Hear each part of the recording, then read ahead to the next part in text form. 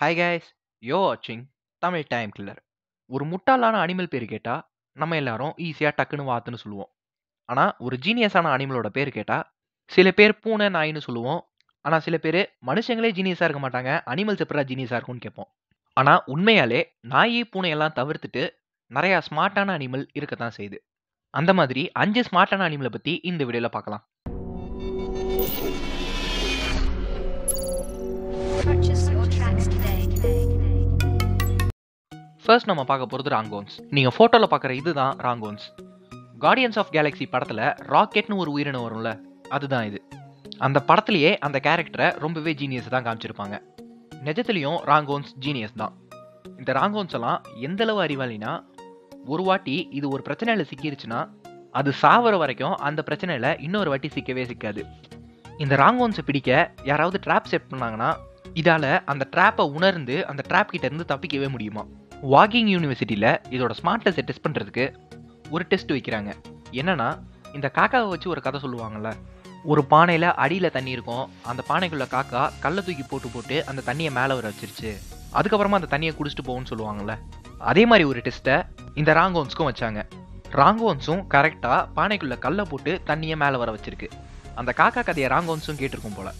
இந்த ராங்கோன்ஸோட அறிவு எந்த அளவு இருக்கும்னா, ஒரு எல்கேஜி யூகேஜி படிக்கிற குழந்தையோட அளவுக்கு சேமாக இருக்கும்னு சொல்கிறாங்க. நம்ம அடுத்து பார்க்க போகிறது கிரே பேரட். சாதாரணமாகவே பேரட்னாலே ஜீனியஸாக தான் இருக்கும். அதுலேயும் குறிப்பாக இந்த டைப் ஆஃப் பேரட் ரொம்பவே ஜீனியஸாக இருக்கும்னு சொல்கிறாங்க. ஆக்ஸ்போர்ட் யூனிவர்சிட்டியில் இருக்கிற ஒரு சைக்காலஜிஸ்ட் ஒரு ஆஃப்ரிக்கன் பேரட்டை அப்சர்வ் பண்ணுறாரு. அந்த பேரட்டுக்கு இவர் கலர்ஸ், ஷேப்ஸ் எல்லாம் சொல்லித்தராரு. அந்த பேரட்டால் 100க்கு மேற்பட்ட வார்த்தையை எந்த இடத்துல யூஸ் பண்ணணும்னு தெரிஞ்சு யூஸ் பண்ண முடியுமா.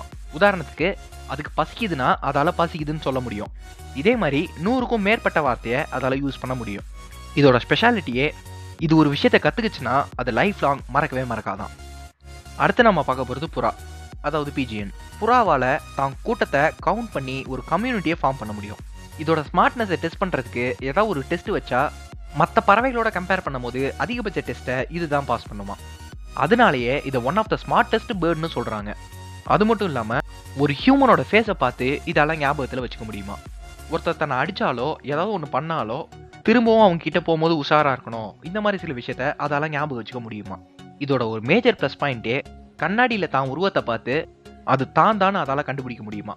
அதிகபட்ச மிருகங்களுக்கு கண்ணாடியில் பார்த்தா அதில் தெரியறது தான்ன்றது தெரியாது. ஆனால் புறாவால் அதை கண்டுபிடிக்க முடியுமா. இதுவே ஒரு பெரிய ப்ளஸ் பாயிண்ட்னு சொல்லணும். அடுத்து நம்ம பார்க்க போகிறது ஸ்குவரல், அதாவது அணில். ஐசேஜ் படம் பார்த்த எல்லாருக்குமே அணில் எவ்வளோ ஜீனியஸாக இருக்கும்னு தெரியும்.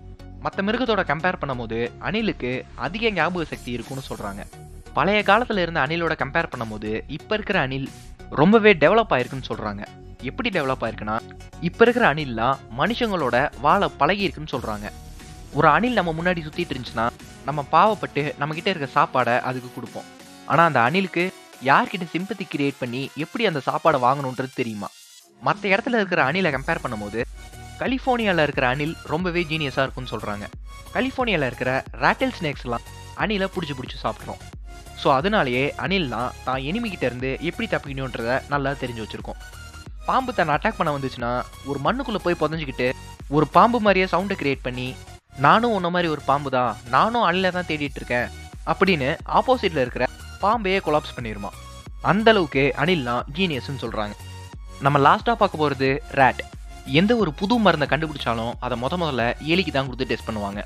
ஸோ அதனால எலி ஒரு இளிச்சவாயின்னு நம்ம நினச்சிருப்போம். ஆனால் அதுதான் கிடையாது. எலியால் எல்லா சிச்சுவேஷனுக்கு ஏற்ற மாதிரியும் தன்னை அடாப்ட் பண்ணிக்க முடியும். அதே மாதிரி ஏன் எல்லா மருந்தையும் அது மேலேயே செலுத்தி டெஸ்ட் பண்ணுறாங்கன்னா, ஒரு மருந்தை எலிக்கு கொடுக்கும்போது அது என்ன இம்பேக்டை கிரியேட் பண்ணுதோ அந்த இம்பேக்ட் மனுஷனுக்கு அந்த மருந்தை கொடுக்கும் போதும் சிமிலராக இருக்கும். ஸோ அதனால தான் எலியை வச்சு டெஸ்ட் பண்ணுறாங்க.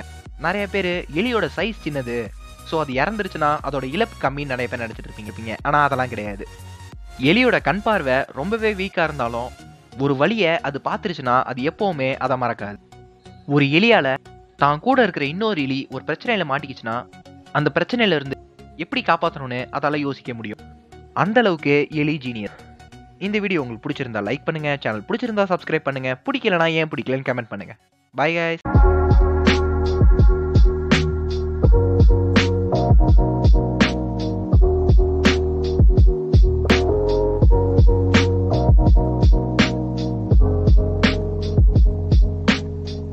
பண்ணுங்க.